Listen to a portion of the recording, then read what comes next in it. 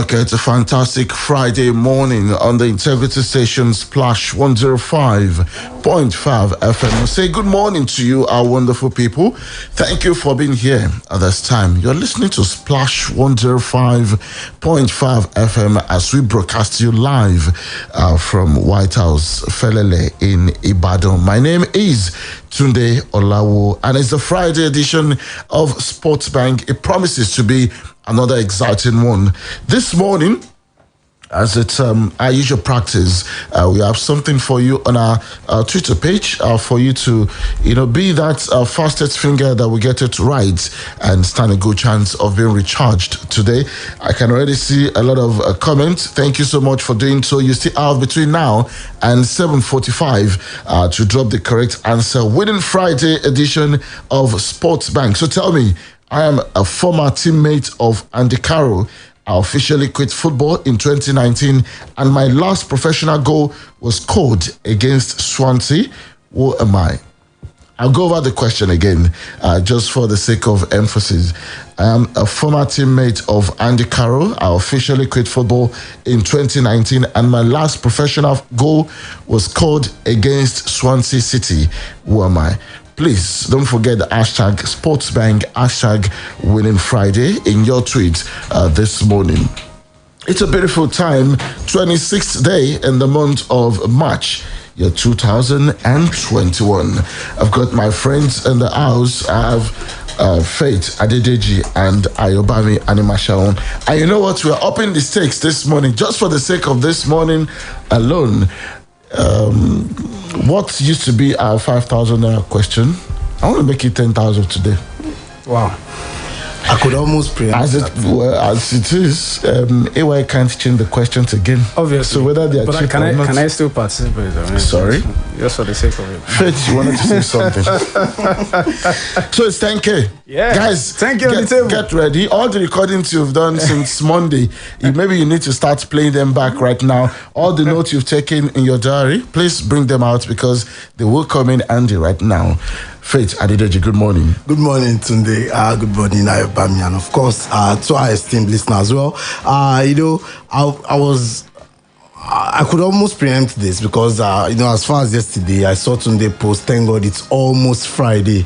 So I knew something was definitely up his sleeves. And judging by his dress up today, it looks like someone up for the occasion. Faith is the kind of guy that I would tell you, after a game that I almost predicted the result.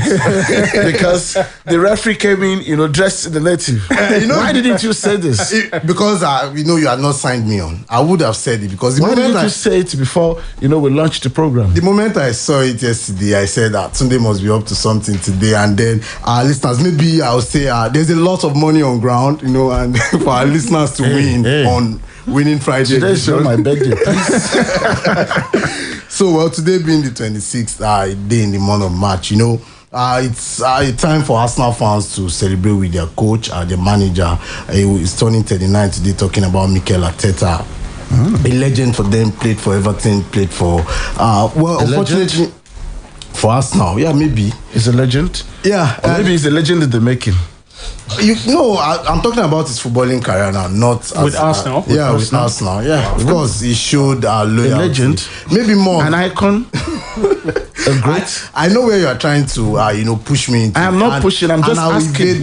I'll evade that. Okay, so you are standing on him being a legend. I don't want to be on the bad books or on the bad side of Arsenal fans. So I understand that you. What are you scared of?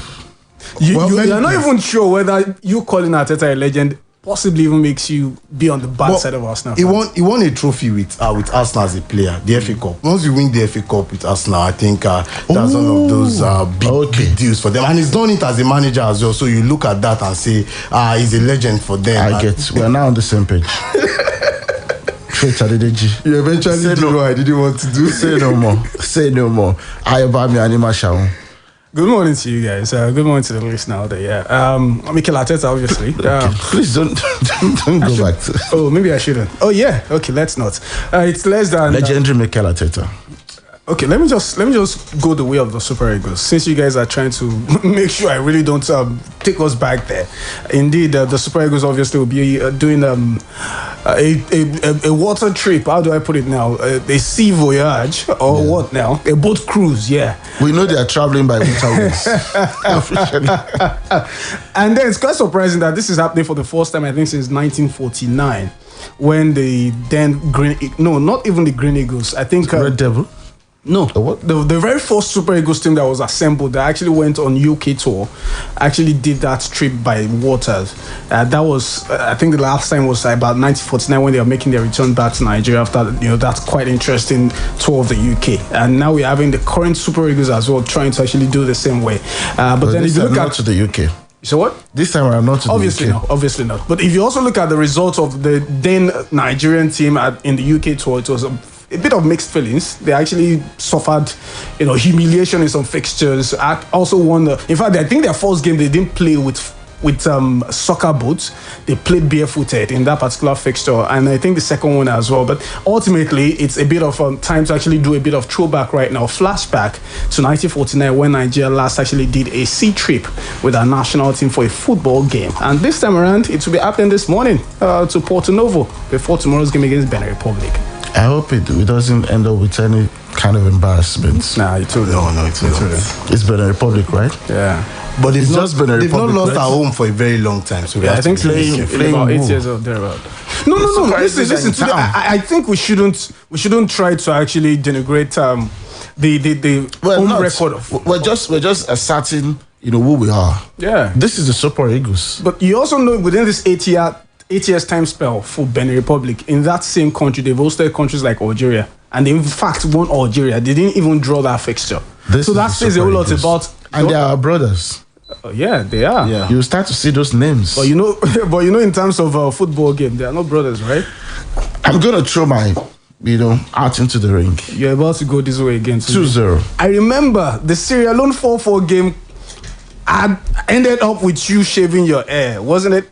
He didn't shave his hair. I had my hair cut, which was the deal. You shaved your hair. You were supposed to actually scrape it. It was all about the haircut. You were supposed to scrape it, but you ended up shaving it. No, you put scrape into it. I did not. Okay, so what are you putting on the line this time? I just said 2-0.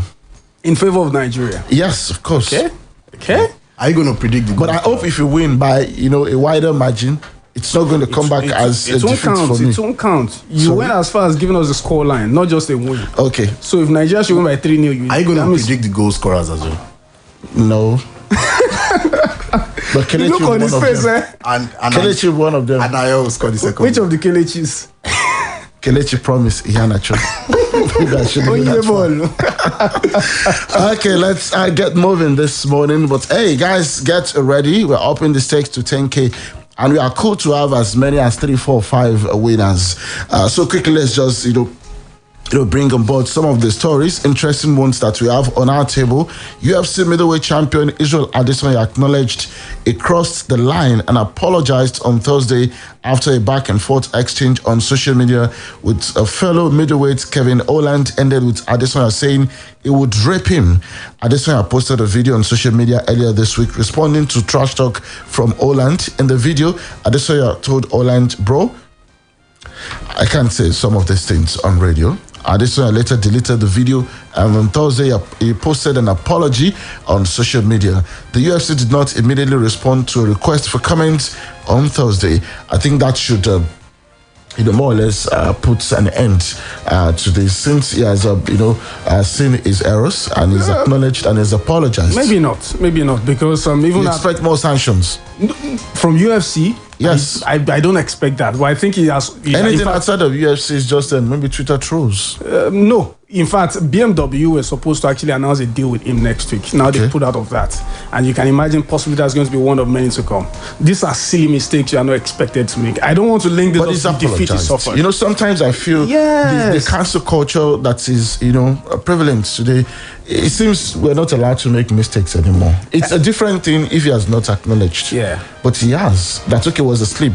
Don't forget that, we're talking about combat sports here, where sometimes they use very colorful languages against each other. It doesn't necessarily mean that, that doesn't make him a rapist. He made a mistake. and he's apologized. Yeah, we shouldn't cancel him because of this. I think I also subscribe to that school of thought. You know, I'm always of the opinion that it's not a mistake to make a mistake, but it becomes a mistake when you repeat the mistake. So I hope going forward, you know, at this time I will learn from this and then he wouldn't repeat it. Okay, well, it's the last style bender. Yeah. And it's not been good time for him. Remember, he lost his last fight, the very first time he will be losing, and now he's found himself in troubled waters. Let's hope that he gets his head straight and do what he knows how to do best.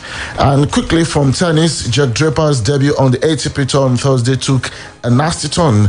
The 19-year-old London-born player, ranked 316 in the world, collapsed to the ground due to suspected heat exhaustion in temperatures above 30 degrees Celsius in the first set of his clash against Kazakhstan's Mikhail Kokushin on court 2 in Miami. Draper was trailing 6-5 on serve against Kokushin before he fell to the ground in the sweltering conditions. Moment later, he sat up with an ice pack on his neck before walking off court. In the women's singles, meanwhile, top-ranked Ashley Barty rallied from a big third-set deficit and overcame a match point to win an opening match against qualifier Kristina Kukova 6-3, 4-6, 7-5. And straight to Formula One, Lewis Hamilton insists it is unlikely this year will be his last in the sport as he chases his 8th title. 36-year-old Mercedes driver has signed only a one-year contract extension, casting doubts on the intentions for 2022 of the sport's all-time most successful driver and leading personality. But it's great that now he's let us know that next year and maybe the year after and after, we should expect to see him in the game.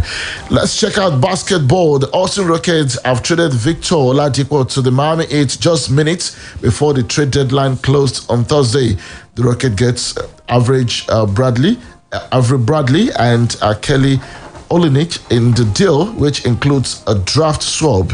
Oladipo played in just 20 games for the Rockets after getting dealt to Houston in the mega deal that sent James Harden to New Jersey in January. Meanwhile, once away Orlando Magic star Aaron Gordon has been granted his wish at the trade deadline, moving to the contending Denver Nuggets in exchange for Gary Harris, RJ Hampton, and a future first-round pick. We check out the results. Miami Heat got defeated by Portland Trail Blazers 125-122. New York Knicks also won against Washington Wizards 106-102. It was a victory for LA Clippers against San Antonio Spurs 98-85. And lastly, Golden State Warriors also showed superiority over Sacramento Kings 1-9. They actually lost. It was 141 in favor of Sacramento Kings against 119 of Golden State Warriors. We return to football from the home front. MFM FC Club defeated Eyimba 1-0 on Thursday to record their first ever win against the People's Elephants in top flight history.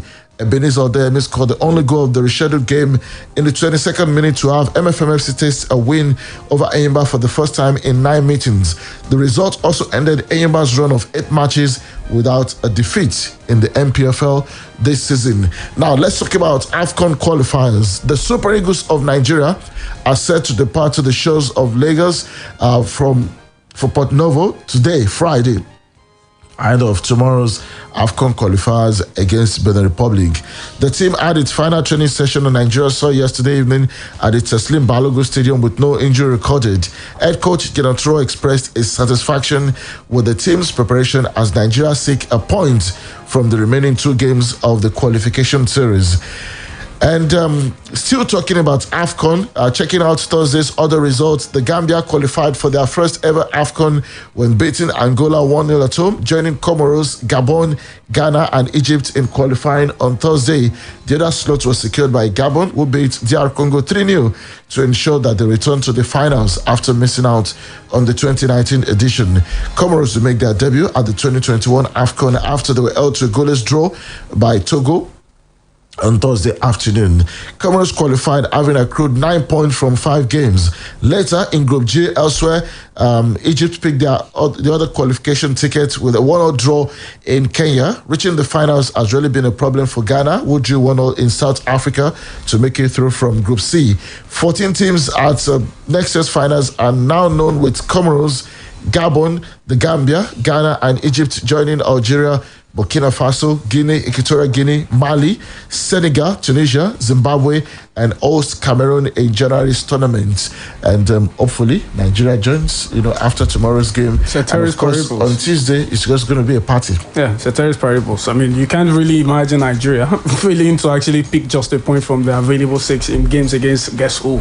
Benin Republic and Lesotho. Fine, we fluffed our chances the last time out against Sierra Leone, but I'm not really expecting that to repeat itself. In fact, if possible, pick up the maximum 6 from the available 6. But Benin Republic can still qualify from this group, which is what makes this a little bit dicey tomorrow. They have all to play for. Exactly. Yeah, definitely.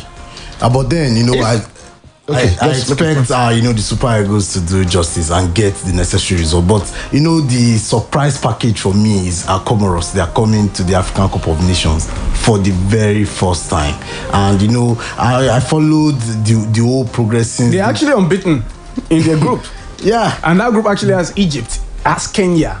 They have 2 wins and 3 joined CAF, just about 18 years ago. I think that is something. Really, you always have those kind of stories once in a while. Yeah. But I mean, before we move on from this, who are the show starters that you think should, maybe if you can name about 5 or 6? Yes. Obviously, there will be Maduka Okoyengo. I mean, Ro hasn't even hidden his own admiration of the Sparta Rotterdam goalkeeper. I'm not sure which position he will play in, but I think Semi Aja will also get a nod on this one. Okay. I fancy Victor Osimhen. He has been a red off for me. You haven't mentioned Trust Ekong? Now, the thing is, maybe Trust Ekong, yes, at least for the sake of his leadership. Yeah. Okay. But then I'm wondering who is actually going to partner with him in the out of the defense. Is going to be Leon. Remember, we're just doing maybe 5 or 6. Yeah, exactly. Out of the, and I've mentioned about 4 already. Yeah. So I'm expecting that. Then Joe Aribo, the Velcro fit guy. What if Kelechi gets benched? Yes, I fancy him to get benched. Because he came in late? No, not just that. I think possibly because of the style of play he loves. Gonna roar. I haven't really seen much of him trying to play 2 men forward. He loves to play the 4-5-1 or 4-3-3 formation. Though, but I've seen him play the 3-5-2 formation. He did it at the World Cup and he's done it several times. And on Kelechi's current form, I'm not sure it would be a smart idea, especially if we don't get to win. No, he might actually be holding Kelechi's cards closest to his chest and perhaps keeping him safe for the second half as a joker. Okay. That's just another way. Name your at least top 5 that you think must start. Yeah, must start. Wilfried Ndidi, first name on the team sheet for me. He has to start. And then, Victor Osimhen, second name on the team sheet. And I also think that he should also get William Trust Ekong. Then the goalkeeper, I think Okoye will also start. Then, I also fancy Jamilu Collins as well. Yeah. I think it will be Seydou Sanusi for me, based on his form with FC Porto. So I look at the 5 players I think will start. Well, we'll keep our fingers crossed tomorrow. It's an away game, away like home, I would say, to Benin Republic. Ghana, German team wore T-shirts spelling out human rights prior to their game against Iceland. Midfielder Leon Goretzka confirmed the message in reference to the World Cup in Qatar and was written by the players. Well, I think FIFA has said on the issue of human rights, they align with teams. It's not really a political or religious statement per se. So they will escape on this one. It was a busy night of European qualifiers on the road to the 2022 World Cup in Qatar. Germany made light work of their start to the 2022 Cup qualifying campaign after goals from Leon Goretzka, Kai Havertz and Eke Gundogan gave them a 3-0 home win over Iceland in a lopsided Group J clash. But it was a frustrating night for Spain, who were held by Greece in Grenada. Meanwhile, Scotland drew with Austria thanks to sensational John McGinn overhead kick later on. Elsewhere, Zlatan Ibrahimovic created the only goal for Victor Claesson, as Sweden beat Georgia 1-0 on his return to international football. Dominic Calvert-Lewin netted twice as England comfortably beat San Marino 5-0 in their first 2022 World Cup qualifier, Group 1 qualifier. It's never been a problem for England to qualify for this major competition, especially when they have to play the likes of, San Marino, Lithuania. I think it's just a matter of how many goals they'll score. Yeah. And it's not surprising that but at the World Cup, only words maybe from quarterfinals when they get to play the likes of Germany, France, Croatia, Spain, Portugal, it becomes problematic. Maybe not. A quick break for the BBC Premier League update. To be back. BBC Premier League update from the home of Premier League football. Hello, I'm Paul Serres at the BBC Sports Centre. England got off to the best possible start in qualifying for next year's World Cup in Qatar, beating San Marino 5-0 at Wembley Stadium. Everton's Dominic Calvert-Lewin scored twice, and there was a debut goal for Aston Villa's Ollie Watkins as the Three Lions cruised to victory. Former England goalkeeper Rob Green co-commentated on the match for the BBC. It is satisfactory, and you just can't get too carried away with it with a game like this. They've beaten what was in front of them, and you're pleased for the guys who've got on the score sheet. You're looking at Ollie Watkins getting his debut goal. You've got to be delighted for him. And all it missed, I think, was more goals, and particularly for Jesse Lingard, who was all over the pitch, was all action, did everything bar score. So a lot of positives there for England, but as we say, there's a huge caveat in there. Elsewhere, Manchester City midfielder Ilkay Gundogan took his excellent club form to the national side, scoring as Germany beat Iceland 3-0 in Duisburg. The Arsenal captain Pierre-Emerick Aubameyang was on the score sheet for Gabon as they beat the Democratic Republic of the Congo 3-0 to secure qualification for next year's Africa Cup of Nations. And for more football news from Okay, yes, because of our time, we need to end the BBC Premier League update. Sorry about that. You're welcome back on Sportsman. Quickly, we go on Twitter right now, where I see a lot of names, a lot of people saying Craig Bellamy. Unfortunately, that's not the correct answer. Remember the question. I'm a former teammate of Andy Carroll. I officially quit football in 2019, and my last professional goal was scored against Swansea City. Who am I? The answer is Marouane Chamakh, formerly of Arsenal. Unfortunately, you all tried, but nobody got it right. You need to understand how we've woven this question together and get all the facts right. But it is what it is. You can try again. Okay, our people already calling 080915511055 005699868. Let's check who we have here on the line. Hello, good morning. Hello, good morning. Good morning, sir. Your name and where you calling from? Samson from Yana Church. Okay, Samson. I hope you're ready to play for 10,000 this morning. Let me try. Okay, so let's have your number. Number one. Number one. This is simple, straightforward. How old is Sepp Blatter? Sepp Blatter, FIFA president, ex-FIFA president. This is Google time, right? 65. 65. Oh. That's your final answer. No. 72. Is that the final one? Final answer, 72. I'm sorry, it's 85. Try again. I mean, that's... Hey. These guys... Let's check this one. Somebody you punch you. This is 10K we're talking about. Let's check this one. Shall be generous. Hello, good morning. Hello, good morning, sir. I practically beg to allow you in. So quickly, tell me your name, where you're calling from, and pick your number. My name is Emmanuel. Okay. Number what, Emmanuel? I pick number 5. Number 5. Okay. Now, please listen to this carefully because I will only take it once. Albert Onyewuma is the first Super Eagles player to score in an official match in Lagos. In what year and against who did he achieve this feat? Oh. Tunde, you remember this, right? Yes, because I mentioned you read it on Wednesday morning. It was against Togo, and in the year 1956. Yeah. What's up, guys? Thank you so much. We need to go. Ayobami Animation, your final take? I'm actually expecting something remarkable from the Super Eagles tomorrow. A draw will be a fair result for me. A win, obviously, I'll go with it. Yeah, Okay. I'm hoping that Kelechi Iheanacho scores the hat-trick. I keep my 10K. It's going to be a beautiful weekend because you guys, you've chosen. Of course, Cher is not getting it. Have a wonderful weekend. Bye-bye.